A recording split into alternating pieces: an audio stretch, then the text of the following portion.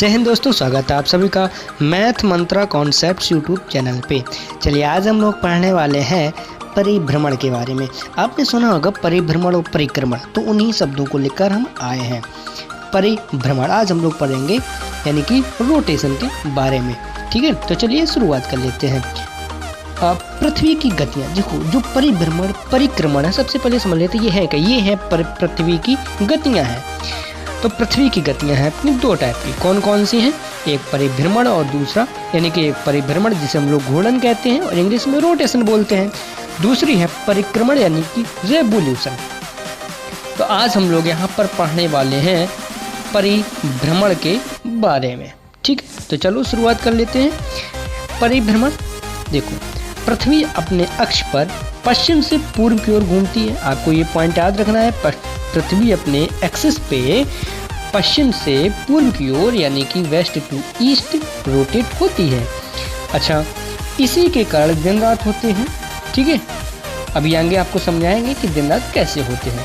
आपको याद रखना है कि परिभ्रमण के कारण ही पृथ्वी पर दिन रात होते हैं और इसी गति को दैनिक गति कहते हैं। भाई देखो, दिन रात होते हैं, ठीक है, तो इसीलिए इसको क्या दैनिक गति कहते हैं।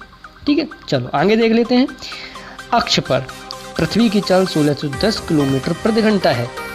यानी जो पृथ्वी अपने एक्सिस पर रोटेट होती है तो उसकी जो चाल है वो है 1610 किलोमीटर प्रति घंटा।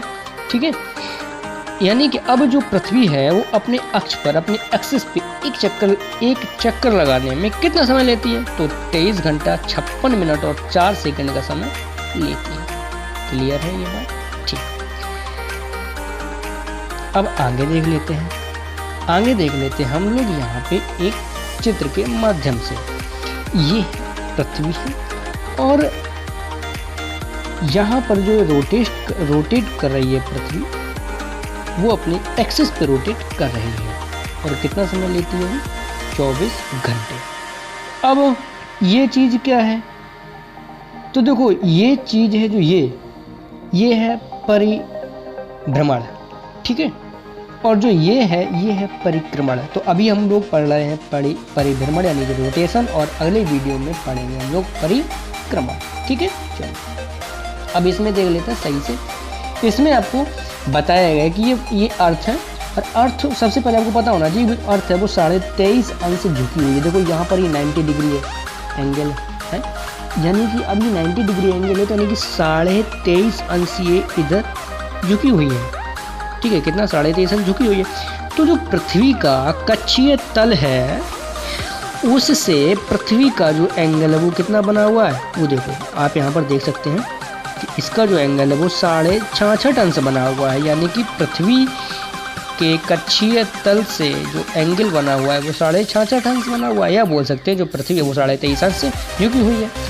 इसी झुकाव के कारण उत्तरी ध्रुव यहाँ पर है पृथ्वी का और दक्षिणी ध्रुव यहाँ पर है।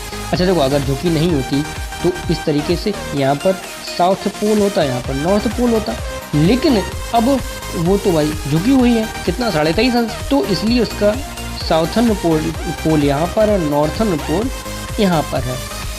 अब इसके मकर व्रत देखो, मकर रेखा आपने सुना होगा, तो मकर रेखा इस तरीके से है और विषुवत रेखा इस तरीके से है और कर्क रेखा भी इस तरीके से है। ठीक है, और देखो आपको पता होना चाहिए भाई कि यहाँ पर यहीं अपने इधर साइड अपना देश भारत बना हुआ है, अपना भारत देश स्थित है, और तभी कर्क रेखा देखो भारत के बीचों में निकलती है। आपको पता है 8 राज्यों से निकलती है, तो वो यही कारण है। अच्छा, आगे हम लोग एक वीडियो के माध्यम से देखेंगे। ठीक है, चलो इसको देख लेते हैं। इसमें आपको ये दिखाया जा रहा है कि जो पृथ्वी है वो पश्चिम से पूर्व की ओर रोटेट कर रही है। इधर सूर्य की किरणें, इधर साइड दिन है और इधर किरणें नहीं है, इधर साइड अंधेरा है। तो यही कारण है दिन और रात होने का। आई होप कि आपको समझ में आ गया होगा।